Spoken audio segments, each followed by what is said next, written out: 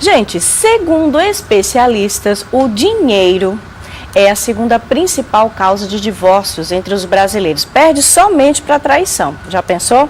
Aqui no estúdio eu convidei Valesca Cristine, que é advogada, especialista na vara de família, para conversar com a gente. Bom dia, Valesca. Bom dia.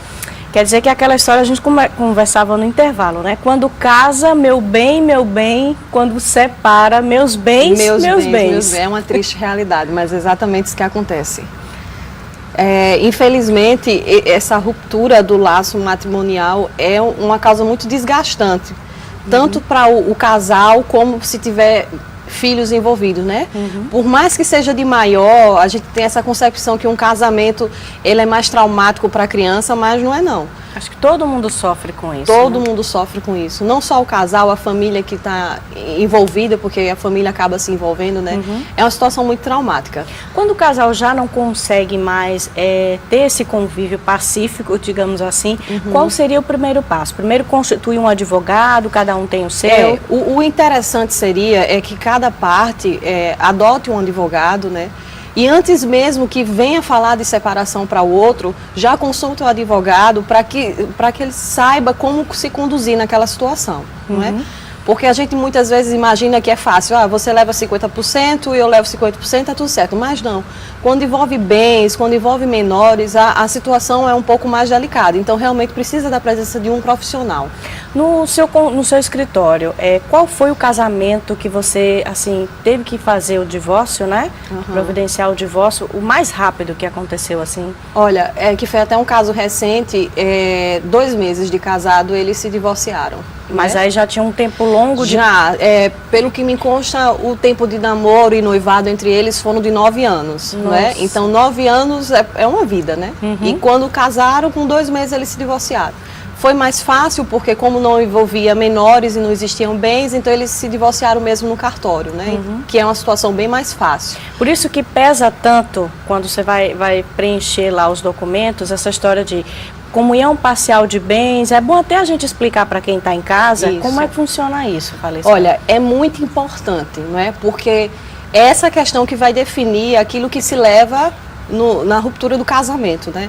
Quando você opta pela comunhão parcial de bem, que é geralmente o que é mais usual aqui no Brasil, você só vai levar aquilo que você adquiriu na constância do casamento, não é? Seria o esforço comum, né, de ambos. Então você levaria dali 50%, seria metade e metade, né? A separação total de bens é quando nada se comunica. Então assim, independente de ter se adquirido antes ou depois, ela não vai se comunicar. Digamos que eu entre com um casamento com separação total de bens e eu tenha imóveis antes e depois. Aquilo ali não vai se comunicar a partir do momento que eu tenha... Como se não existisse. É como se não existisse, né? Cada um é individual na relação. E a separação, que a gente chama de universal, seria que tudo que foi adquirido antes e após do casamento se comunica. Então, por mais que eu entre no casamento com bens, se eu optar pela a comunhão universal de bens, aqueles bens irão se comunicar também. Então, é muito importante que as pessoas que estejam entrando num relacionamento mais sério, eles percebam a importância de identificar essa questão, né? Porque quer queira, quer não, o casamento é um somatório. É um somatório, né? É uma sociedade, nem que seja um somatório, né, de dívidas, um está devendo, o outro está devendo, vão dever juntos. Isso mesmo. Mas e se tiverem bens, aí fica, como você disse, é muito complicado. Existem maneiras também que às vezes ou o homem ou a mulher, eles tentam burlar isso aí, criando meios, não vou botar nada no meu nome, que é para ela não ficar com nada depois. Exato. O que acontece muito, né? É um querendo ser mais esperto do que o outro. Que infelizmente, existem situações, ou infelizmente ou felizmente, existem situações que os bens não se comunicam, como é o caso da doação, o caso de herança, não é? Se você recebe uma herança de uma família, ele não vai se comunicar com o esposo ou com a esposa. Então, existem pessoas que justamente adquirem bens, não é? Mas sem o conhecimento do outro, coloca na situação que foi doado.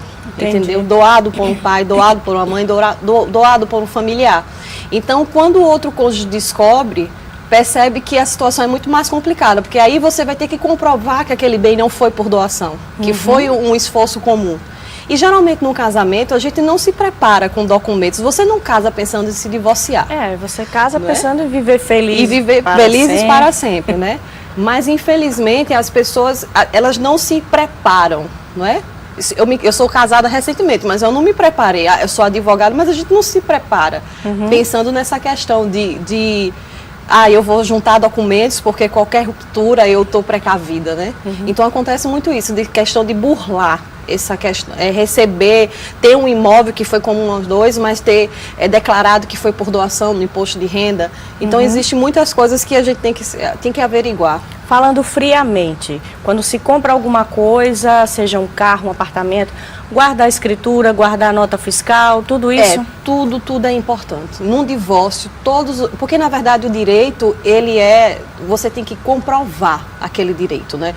Então, tudo que for relacionado à escritura, a recibo, tudo isso, você precisa guardar, você precisa ter isso em mãos, porque se houver um divórcio, você vai comprovar justamente com esses documentos, com fotos, com conta conjunta, entendeu? Isso tudo envolve numa relação de separação. E geralmente a separação ela vem por conta de uma traição e aí parece que vai a raiva todinha junto, né?